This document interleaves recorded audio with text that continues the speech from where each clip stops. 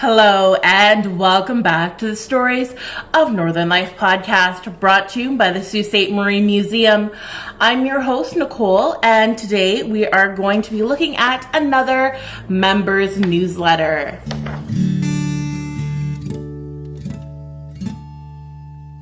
So last week we left off looking at the newsletter from March 1990, and now we are on to June. And so you can see here it's fairly the same, just a little bit different, but all in all, pretty much same layout. So we have the members newsletter from June 1990. The first thing we have here is Chief Electoral Officer of Canada opens Behind the Ballot exhibition. So if you remember from last week, we talked about the upcoming exhibits. Well, the Behind the Ballot from the Chief Electoral Office of Canada was one of those exhibits that we were talking about that was opening. And so it says, at a reception on Thursday, May 31st, Jean-Pierre Kinsley, Chief Electoral Officer of Canada, officially opened this traveling exhibit jointly produced by Elections Canada and the National Archives. He was assisted by Jean-Luc Hamel, the former Chief Electoral Officer, Michael Swift, Assistant Chief National Archivist, and Mayor Joe Fertizzi.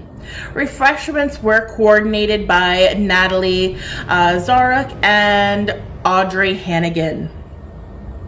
This exhibit, which looks at the history of the development of the electoral process in Canada, includes a parachute used to drop ballot boxes and election supplies into remote areas, and a regional display featuring artifacts from the museum's collection and some on loan from the city clerk's office. Thanks to Leona and Ami Quesnel for providing French translations so that our regional display text conformed to that of the main exhibit.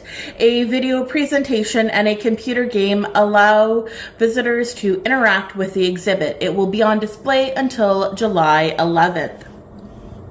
So that actually seems like it could have been a pretty cool exhibit to see, especially nowadays when you think of how elections are getting a little bit more digital, other things like that. It would be really interesting to see the older methods of elections, especially interesting to see that they had parachutes and things like that to get all those supplies out to the remote areas. And also, one thing of note, so this was in June 1990, and this is only a few months after the French Francophone crisis we had here in the Soo, where Mayor Joe Fertizzi actually declared Sault Ste. Marie as unilingual, creating this huge rift in the community. And it's really lovely to see that this exhibit was not only French, but any parts that we added to the exhibit, we did provide English and French on the texts. Next up, we have Missing. Where is the museum's flapper dress? Regrettably, a 1920s era court presentation dress was stolen on May 16th from the fashion exhibit Style. The dress has been in the museum's permanent collection since 1979. The flapper era sleeveless dress with a scooped neckline is made of a semi-sheer shiny silk blend that is copper colored with a muted floral pattern. The skirt is above the knee length with longer hanging panels in front and back. A belt made of the same fabric as the dress encircles the hips and is held in place by a blue glass-like buckle. The museum hopes to recover this garment. No questions will be asked should it mysteriously reappear. So unfortunately, we did have that dress stolen. I'm not sure if we were ever able to get it back, but that is always a cause for concern, is having artifacts stolen.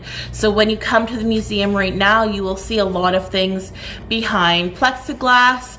That's one, to protect it from the dust and the air, those things that could harm the artifact or just cause it to deteriorate faster. But then also we have to worry about perhaps people just touching them, which all the oils on your hands, even if your hands are clean, you just wash them, there's still like oils and things like that on them that could damage the artifacts and cause them to deteriorate faster. We call these agents of deterioration. So it's light, air, temperature, humidity, all of those things, and then on top of the chemicals, oils, and everything that can be on your hands. But then also we have to worry about some things potentially being stolen, unfortunately. Now we are moving on to page 2, and you can see here we have another lovely little image, and it says Collections Committee Artifacts Wish List for June. And so at this time, I guess in the newsletters, they're putting out these little lists of items they wish to have to accent the collection, or just to ensure that we have all of these sort of areas covered of history that we're trying to preserve.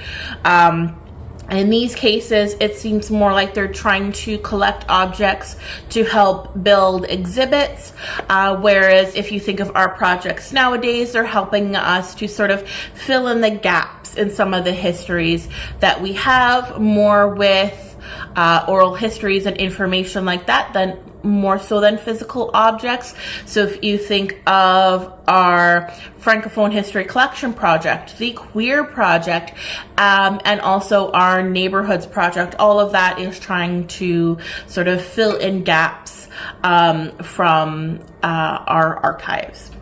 So their wish list in June 1990 was rugs, a chest of drawers, a parlor stove, chairs, hot plate, and then chairs again, but in brackets, preferably in their original state, and then kitchen stove circa 1940, wood or electric.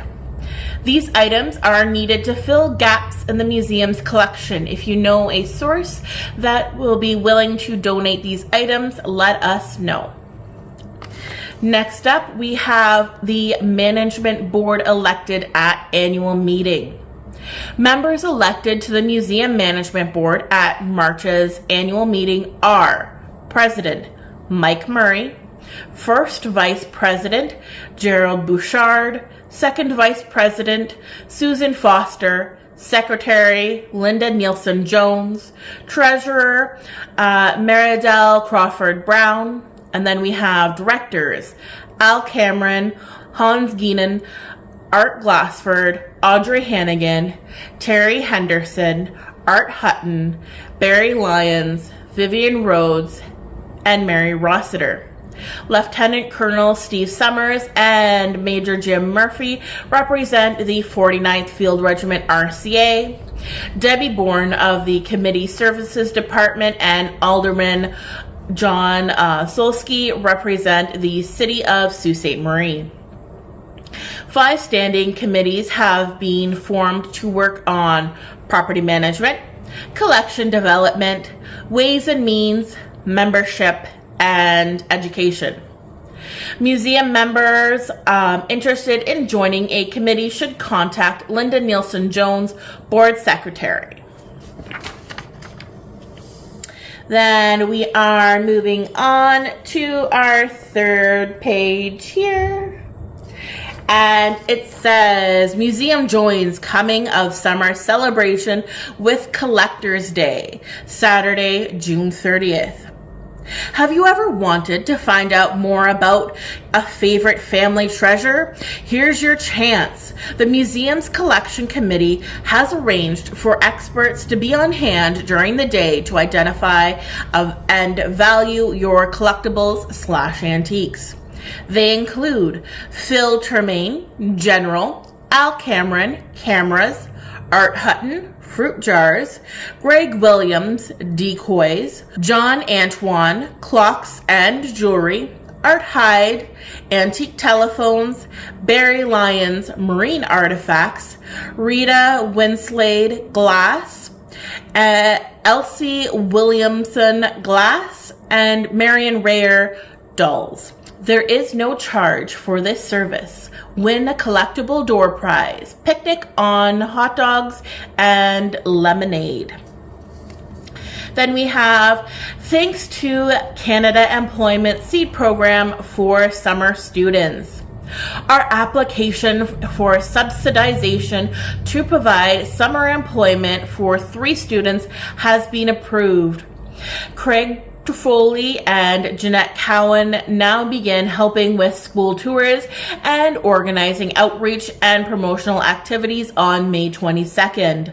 On June 25th, Holly Jackson joins the team, which will also concentrate on registering the backlog of artifacts that have not yet been fully documented and preparing them for display or storage.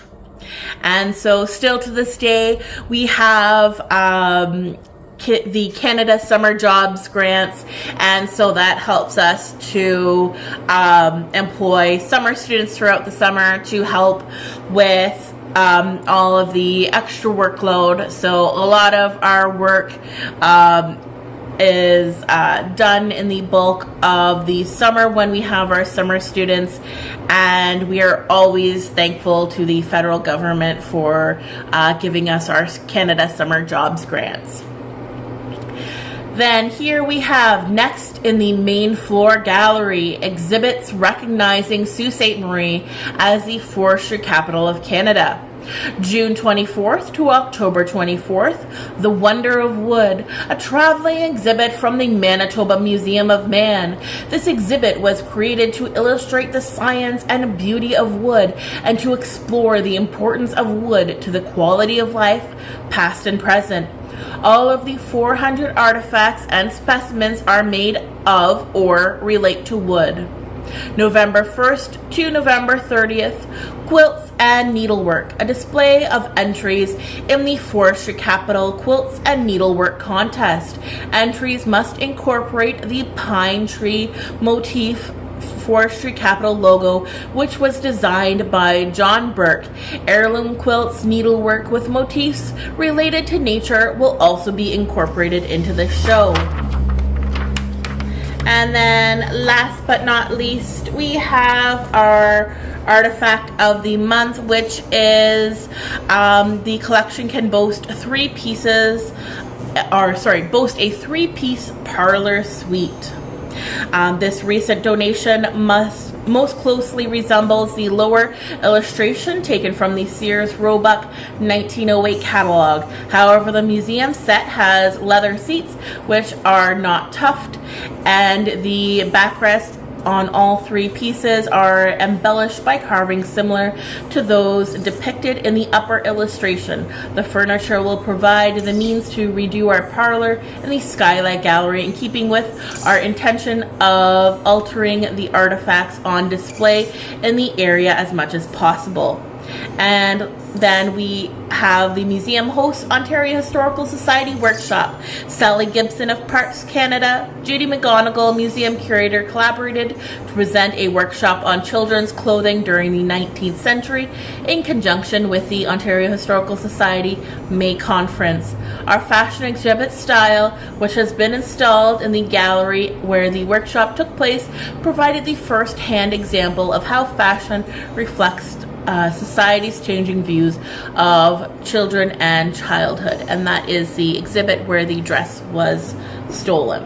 So that is our newsletter for June 1990. I hope you're enjoying this series, looking at our old newsletters and taking a reflection back on the museum. And as always, thanks for listening. Bye. Did you know you can get unlimited admission to the Sault Ste. Marie Museum for a whole year for just $15? Yep, that's right, and there's more perks to that too. Go to Sault Museum, that's SAULT museum.ca, under Visit and learn more about our membership options. And if you're a business, corporate or nonprofit, we have plans for you too. Reach out to us by emailing info@saultmuseum.ca with any inquiries.